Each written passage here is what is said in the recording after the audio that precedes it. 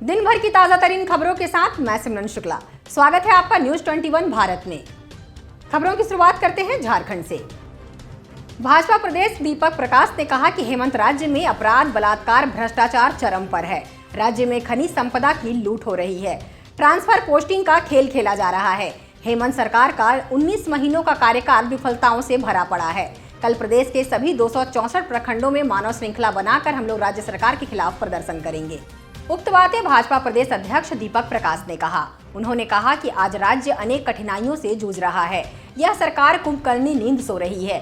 उन्होंने नियोजन नीति राज्य में शराब बिक्री को लेकर भी हेमंत सरकार पर हमला बोला। कहा कि नियोजन नीति के तहत सरकार ने हिंदी भाषा का अपमान करने का काम किया है। खनिज संपदा का दोहन हो रहा है, चाहे वो आयरन ओर की बात की जाए, कोयले की तस्करी की बात की जाए, खनिज संपदा की लूट दोनों हाथ से की जा रही है। और खासकर संथाल परगना में तो स्टोन चिप्स एक भारत से दूसरे देशों में बांग्लादेश के देश में, और इसमें राजनीतिक संरक्षण है राजनीतिक सत्ताधारी दल का। इसलिए भारतीय जनता पार्टी ने तय किया कि भारतीय जनता पार्टी के उद्धव नेता श्री अटल बिहारी वाजपेयी जी से राज्य का गठन किया है।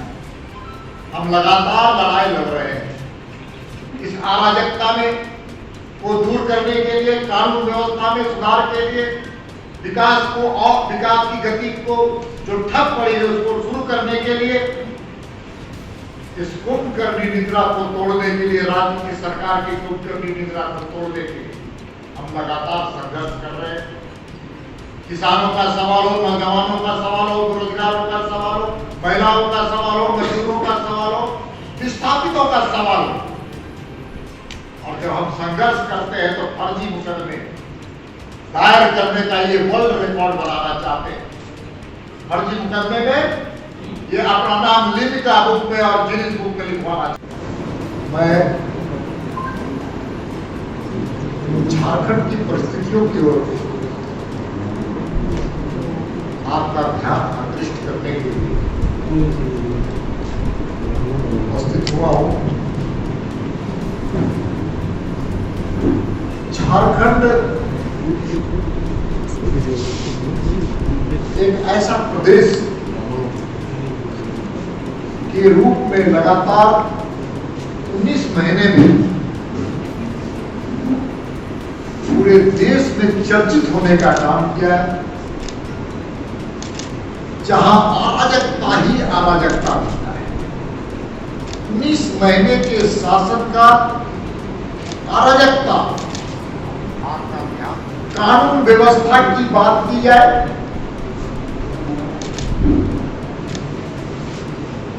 तो जंगल राज की ओर बढ़ता। भाजपा की जन आशीर्वाद यात्रा पर प्रदेश कांग्रेस ने तंज कसते हुए कहा है कि भाजपा को देश और राज्य की आवाम से प्रायश्चित यात्रा निकालनी चाहिए। पार्टी प्रवक्ता ने कहा है कि कोरोना काल में लोगों की कमर टूट गई है, लोग बेरोजगार हो गए हैं, अर्थव्यवस्था चौपट हो गई है और महंगाई अपने चरम पर है। ऐसे में भाजपा जन आशीर्वाद यात्रा निकालकर क्या साबित करना चाह रही है? देश की जनता भी भाजपा से यही सवाल कर रही है।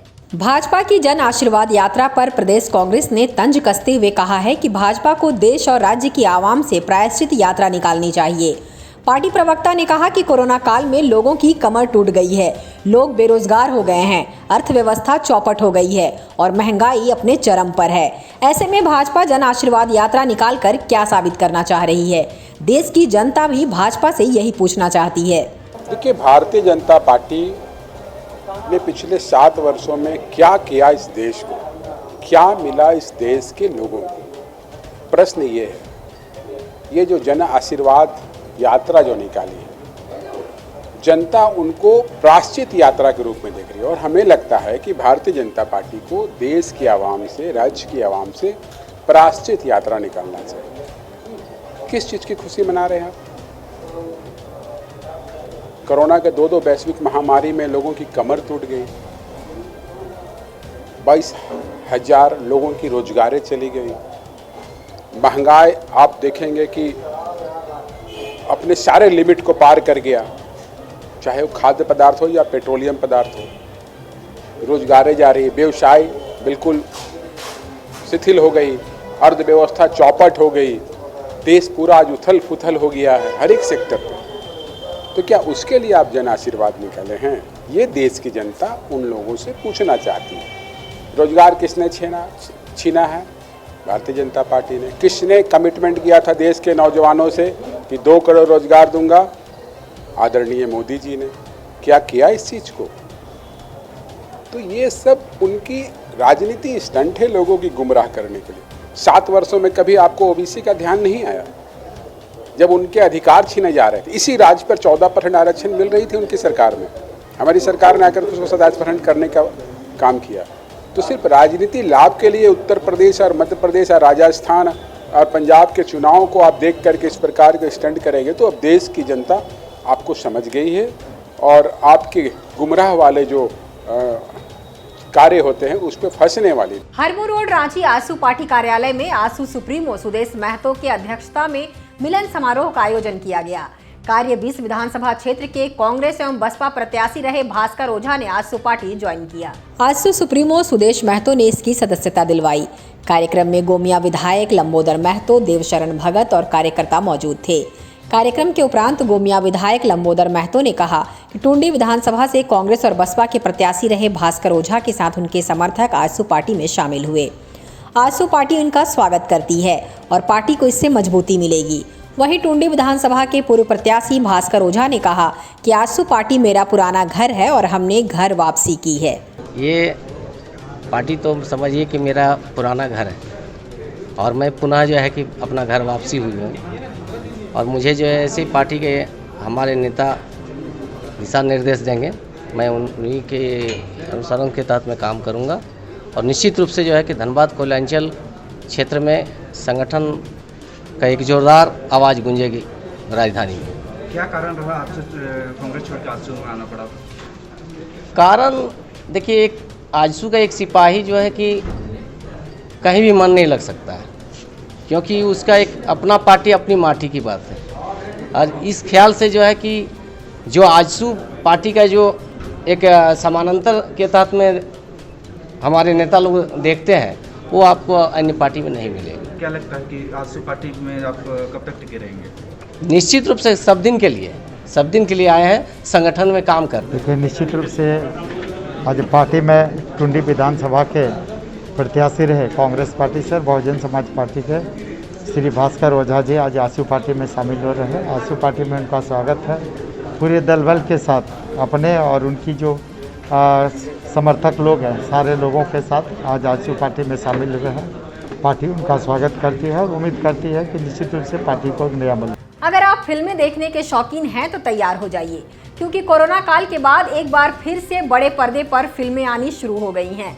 19 अगस्त को अक्षय कुमार की starrer Bell Bottom film release हुई, लेकिन झारखंड के सिनेमा हॉलों में काफी कम संख्या में लोग पहुंचे। रांची में फिलहाल सिर्फ मल्टीनेशनल सिनेमा हॉल ही खोले गए हैं, जिसमें पीवीआर सिनेमा, आईलैक्स और कार्निवाल सिनेमा शामिल है। अभी भी राज्य के छोटे सिनेमा घरों के मालिक हॉल खोलने के पक्ष में नहीं हैं। वहीं राज्य में जहां मल्टीनेशनल सिनेमा हॉल खोले गए हैं, लेकिन दर्शकों की संख्या काफ़ी कम है। मल्टीनेशनल सिनेमा हॉल संचालकों की माने तो बीते गुरुवार को अधिकतम टिकटों की बिक्री पीवीआर सिनेमा में हुई, जिसकी संख्या 28 रही। वहीं फन सिनेमा और कार्निवाल में मात्र 5 से 6 टिकट ही बिक पाए। उत्तर प्रदेश के मुख्यमंत्री योगी आदित्यनाथ ने ऐलान किया है कि यूपी सरकार 2 खेलों को गोद लेकर अगले 10 साल तक उनका वित्त पोषण करेगी। राज्य सरकार कुश्ती समेत 2 खेलों को अंगीकृत करके अगले 10 साल तक उनका वित्त पोषण करेगी। योगी ने राजधानी लखनऊ स्थित अटल बिहारी वाजपेयी इकाना स्टेडियम में टोक्यो ओलंपिक में शानदार प्रदर्शन करने वाले खिलाड़ियों के सम्मान समारोह में यह बात कही। मुख्यमंत्री योगी आदित्यनाथ ने कहा कि प्रदेश सरकार 2 खेलों को गोद लेकर अगले 10 सालों तक उनका वित्त पोषण करेगी। इनमें एक खेल कुश्ती होगा और दूसरा खेल खेलकूद विभाग द्वारा चयनित किया जाएगा। मुख्यमंत्री ने कहा कि उत्तर प्रदेश सरकार राज्य के हर गांव में एक खेल मैदान के निर्माण पर तेजी से काम कर रही है। मेरठ में खेल विश्वविद्यालय का भी निर्माण हो रहा है। प्रदेश सरकार मेजर ध्यानचंद के नाम पर एक खेल विश्वविद्यालय स्थापित करेगी। राज्य सरकार लखनऊ में कुश्ती अकादमी की भी स्थापना करेगी। उन्होंने बताया कि सरकार खेल कॉलेजों में खिलाड़ियों की आहार धनराशि को भारतीय खेल प्राधिकरण की तर्ज पर अब 250 रुपये से बढ़ाकर 375 रुपये प्रतिदिन प्रति खिलाड़ी करने जा रही है। इसके साथ ही उत्तर प्रदेश सरकार ने ओलंपिक खेलों, राष्ट्रमंडल खेलों, एशियाई खेलों और विश्व कप और विश्व चैंपियनशिप में उत्तर प्रदेश के विजेता खिलाड़ियों को राज्य पत्रित पदों पर सीधे भर्ती के माध्यम से नियुक्ति प्रदान करने और पुलिस में भी उपाधीक्षक का पद देने के लिए सहमति दे दी है। योगी आदित्यनाथ ने कहा है कि कोविड-19 महामारी के बीच हमारे खिलाड़ियों ने सर्वश्रेष्ठ प्रदर्शन किया और अब तक के हमारे ओलंपिक इतिहास में भारत को सर्वाधिक पदक उपलब्ध कराने में जो योगदान दिया वह अविस्मरणीय है। हमारे लिए यह गर्व की बात है कि भारत ने टोक्यो ओलंपिक के 18 खेलों में प्रतिभाग करते हुए 1 स्वर्ण, 2 रजत और 4 कांस्य समेत कुल 7 पदक प्राप्त किए हैं। उत्तर प्रदेश से भी 10 खिलाड़ियों ने भी इन खेलों में हिस्सा लिया। अब खबरें बिहार से। बिहार के भागलपुर सुल्तानगंज थाना क्षेत्र के शाहबाद गांव के रविदास टोला में बाढ़ का पानी घर में घुसने के कारण देर रात पानी में डूबने से एक व्यक्ति की मौत हो गई। पुलिस ने शव को अपने कब्जे में लेकर आवश्यक कार्रवाई कर शव को पोस्टमार्टम के लिए मायागंज अस्पताल भेज दिया। देखिए एक रिपोर्ट। बिहार के भागलपुर सुल्तानगंज थाना क्षेत्र के शाहबाद गांव के रविदास टोला में बाढ़ का पानी घर में घुसने के कारण देर रात पानी में डूबने से एक व्यक्ति शशि प्रसाद शर्मा की मौत हो गई। इस दौरान मृतक की पत्नी ललिता देवी ने मीडिया को बताया कि कल रात हम लोग राहत शिविर में खाना खाने गए हुए थे और वहां से वापस आकर देखा तो मेरे पति पानी में डूबे हुए थे। उनको बाहर निकाला गया लेकिन तब तक बहुत देर हो चुकी थी और उनकी मौत हो चुकी थी। इस घटना की सूचना स्थानीय थाना पुलिस को दे दी गई। पुलिस ने शव को अपने कब्जे में लेकर आवश्यक कार्रवाई कर शव को पोस्टमार्टम के लिए मायागंज अस्पताल भेज दिया। खिचड़ी खाने में गेलो रही राहत शिविर वाला खाना खाए और बाद दोनों तीनों मापुत घर में रहे गिरले सबसे पहले कौन देखा? सासे ससुर देखा। और बाद हम दौड़ कर तब हम गिरा उठाए उसको, फिर डॉक्टर के पास ले गए। हाँ, बाहर निकल कैसे जमे गिरे बजने लगे कौन है। बिहार में गंगा में उफान के बाद भागलपुर नवगछिया के इस्माइलपुर डिमहा के समीप पर रिंग बांध ध्वस्त हो जाने के बाद बाढ़ के दबाव के कारण अब नवगछिया से होकर गुजरने वाली अवध असम NH 31 पर खतरा मंडराने लगा है, जिसको लेकर लोगों में खौफ का माहौल है। प्रशासन पूरी स्थिति पर नजर बनाए हुए है। गंगा में उफान के बाद भागलपुर नवगछिया के इस्माइलपुर डिमहा के समीप पर रिंग बांध ध्वस्त हो जाने के बाद बाढ़ के दबाव के कारण अब नवगछिया से होकर गुजरने वाली अवध असम NH 31 पर खतरा मंडराने लगा है और भवानीपुर के समक्ष NH का कटाव करते हुए बाढ़ का पानी NH के नीचे से होकर दूसरी ओर तेजी से रिसने लगा है। NH पर कटाव की जानकारी मिलते ही NHI की टीम मौके पर पहुंची और NH को बचाने की कवायद में जुट गई। वहीं NH पर हो रहे कटाव को लेकर जहां लोग भयभीत दिखे और जिला प्रशासन ने भारी वाहनों का परिचालन रोककर NH को दुरुस्त किए जाने की मांग करते दिखे। वहीं कटाव की जानकारी मिलते ही नवगछिया SP सुशांत कुमार सरोज मौके पर पहुंचे और पूरी स्थिति का मुआयना किया। इस दौरान SP ने कहा कि NHI की टीम रिसाव स्थल को जल्द से जल्द दुरुस्त करने का प्रयास कर रही है और प्रशासन पूरी स्थिति पर नजर बनाए हुई है। इधर कोई है ना पुलिया टाइप का चीज था तो पहले बंद कर दिया गया था, उसी में कुछ पोखर बन चुका है। तो जो इंजीनियर साहब हैं वो काम कर रहे हैं, देख रहे हैं, कंट्रोल भी कर लिया है और ट्रैफिक में प्रॉब्लम ना हो उसके अलग पुलिस में लगा दिया ना, कोई दिक्कत नहीं चाहिए। किस तरह से यहाँ पे बहुत बड़ा NH है, ये लोगों को सुविधा न हो इसलिए आपके पूरी टीम लगी हुई है ना, जो इंजीनियर्स हैं वो भी देख रहे हैं, वो परमंसी की गाड़ी भी लगी हुई, पुलिस भी सहयोग कर रही है, कोई परेशानी नहीं होती। पूर्णिया से भागलपुर जुड़ने वाली NH है और काम किस तरह से हो रही है? काम तो सामने काम अच्छा हो रहा है, काम खराब कहाँ हो रहा है भाई, काम लगी हुई पूरा टीम काम कर रहा है ना। अब देखा कि जैसे सूचना मिली है पूरा टीम आगे पूरा टीम काम कर रहा है, तो दिक्कत नहीं है ना। खड़े हैं, इसके अंदर सड़क जो है NH खोखली हो चुकी है और स्थानीय प्रशासन का इस पर कोई ध्यान नहीं है। देखिए बड़ी गाड़ियों का परिचालन किया जा रहा है, सबसे पहले इस गाड़ियों को रोककर इसको तोड़कर पाइप डालकर इसमें भमरा पूर्व से था, भमरा बनाते हुए इस पर मटेरियल डालने का काम करना था। लेकिन 11 बजे से यह रिसाव शुरू हुआ है, अभी 4 बजने को है। एक गाड़ी मटेरियल NHI के द्वारा और जल संसाधन विभाग के द्वारा यहाँ नहीं गिराया गया, सिर्फ 25-50 बोरी डाल के रिसाव को रोका गया है। ये एकदम निहायत ही निकम्मापन कहिए सरकार के तरफ से। सरकार निकम्मी हो चुकी है, डबल इंजन की सरकार है, दोनों इंजन इनका फेल हो चुका है, इनको कोई देखने वाला अब जनता को नहीं है। ट्रक का परिचालन लगातार हो रहा है। इस परिचालन को सबसे पहले यहाँ के स्थानीय जिला प्रशासन को रोकना चाहिए था, लेकिन वो यहाँ पर प्रशासन के नाम पर अभी तो कोई नज़र नहीं आ रहा है। मात्र एक गाड़ी गश्ती वाला है, हो सकता है थोड़ा सा सब लोग हटिएगा तो पैसा वसूलना चालू कर देगा। स्थिति है अभी प्रॉब्लम है, पानी जब आपको दिख ही रहा है, पानी गया तो प्रॉब्लम हो गया। NH मतलब NH को नीचे से खोखला कर रहा है। हाँ, खोखला कर रहा है। क्या कारण? ये इसमें भंवरा था, पाइप था, वो पानी का जो इसका लोड आया ना तो निकल गया मिट्टी का।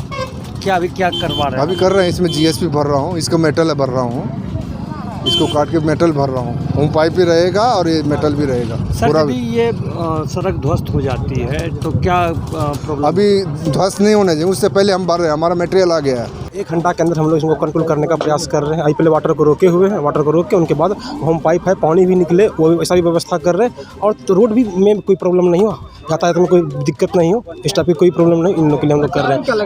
GSP सब जो भी मटेरियल है वो सब आ रही है, रास्ते से पहुँचने वाली है। निकलने का क्या कारण लग रहा है? पानी वो बाढ़ का प्रेशर है, प्रेशर की वजह से वो पहले से भमरा दिया था, भमरा के पास से और पानी धीरे धीरे निकलते और थोड़ा सा मटेरियल को निकाल दिया गया है। उसको 1 घंटा के अंदर हम लोग प्रयास कर रहे हैं कंट्रोल कर देने का। बिहार में कांग्रेस विधानमंडल दल के नेता और भागलपुर से विधायक अजित शर्मा ने जातीय जनगणना मुद्दे पर प्रधानमंत्री के द्वारा बिहार के सभी दलों के नेता से 23 अगस्त को मिलने का समय दिए जाने पर नरेंद्र मोदी के प्रति आभार व्यक्त किया है। बिहार के सभी राजनीतिक दल के प्रतिनिधि ने जातीय जनगणना पे आप आदरणीय प्रधानमंत्री से समय मांगा था। आपने मिलने का समय 23/8/2021 को दिया है। हम लोग सभी दिल की गहराई से आपका आभार प्रकट करते हैं और आपसे आग्रह है कि मिलने के समय तो मैं कुछ बोलूँगा ही, लेकिन एक आग्रह करूँगा कि जाति जनगणना कराते हुए वर्गवार सभी नौकरियों को आरक्षित कर उसका 25% क्रीमी लेयर और 50% नॉन क्रीमी लेयर के आरक्षण का सिद्धांत लागू करने की कृपा की जाए। दुनिया की तमाम खबरों से रूबरू कराता है पत्रकार। बिना कोई छुट्टी लिए हर परेशानियों का सामना करते हुए अपनी जान की परवाह किए बिना आपको हर परिस्थितियों से अवगत कराता है, वो एक पत्रकार होता है। लेकिन किसी कारणवश अगर आप पत्रकार पर झूठी FIR करते हैं तो कंटेम्प्ट ऑफ कोर्ट की कार्रवाई होगी, ये कहना है सुप्रीम कोर्ट का। पत्रकारों पर झूठी FIR की घटनाएं आए दिन होती रहती हैं।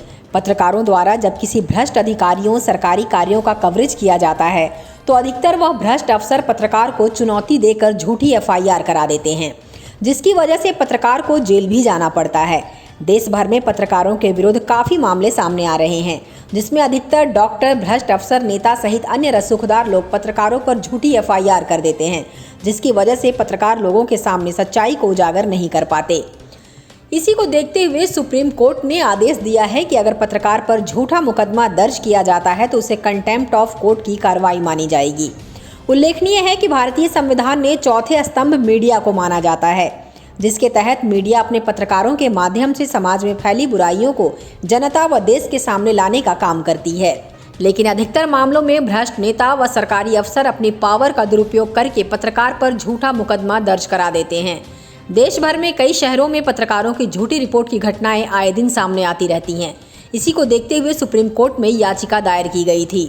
पत्रकारों पर हो रहे अत्याचार पर कोर्ट ने संज्ञान लेते हुए कहा था कि अगर पत्रकार पर झूठी FIR होती है तो उसे कंटेम्प्ट ऑफ कोर्ट की कार्रवाई मानी जाएगी। वहीं सुप्रीम कोर्ट ने सभी राज्यों के DGP को निर्देश दिया है कि अगर कोई नेता पत्रकारों के खिलाफ रिपोर्ट करता है तो उसे पूर्ण रूप से जांच में लिया जाए, बिना जांच के ये कानून के विरुद्ध माना जाएगा। भारत अनेकता में एकता का देश है, जहां अलग अलग मजहब के लोग रहते हैं पर सभी के मजहब का सम्मान दिल से करते हैं। बिहार में एक ऐसा गांव है जहां यह परंपरा आज भी देखने को मिलती है, जो वाकई एक मिसाल कायम करती है। बिहार के कटिहार में एक ऐसा गांव है जहां हिंदू मुहर्रम मनाते हैं। हसनगंज प्रखंड के मोहम्मदिया हरिपुर गांव के हिंदू समुदाय के लोग पूरी श्रद्धा से मुहर्रम मनाते हैं। लोगों ने बताया कि उनके पूर्वज छेदी शाह और वकाली मियाँ की गहरी दोस्ती थी। जब वकाली मियाँ मोहम्मदिया हरिपुर गांव छोड़कर जा रहे थे तब उनके मित्र छेदी शाह काफ़ी दुखी थे और छेदी शाह ने वकाली मियाँ से वादा किया कि वो हर साल गाँव के मज़ार पर मुहर्रम मनाएंगे, जिसके बाद से मुहर्रम मनाया जाने लगा। कई साल बीतने के बावजूद पीढ़ी दर पीढ़ी आज भी इस गांव के लोग मुहर्रम मनाते हैं। अब बात करेंगे मौसम की। राजधानी रांची समेत पूरे झारखंड में आज से घने बादल छटेंगे, लेकिन हल्के और आंशिक तौर पर बादल कायम रहेंगे। इस दौरान राज्य के कुछ हिस्सों में बारिश होने की संभावना व्यक्त की गई है। रांची और आसपास के जिलों में भी हल्के से मध्यम दर्जे की बारिश संभव है। आज के दिन तापमान में मामूली वृद्धि होने की संभावना व्यक्त की गई है। बावजूद इसके पलामू, कोडरमा और जमशेदपुर का तापमान 33.0 डिग्री के करीब रहेगा। सबसे अधिक तापमान धनबाद का होगा। यहाँ अधिकतम तापमान 35.0 डिग्री तक हो सकता है। संथाल में कई जिलों का तापमान थोड़ा बढ़ सकता है। रांची में अधिकतम तापमान 29.0 डिग्री रहने की संभावना है। तो आज के लिए बस इतना ही। बने रहिए मेरे साथ और देखते रहिए News 21 भारत।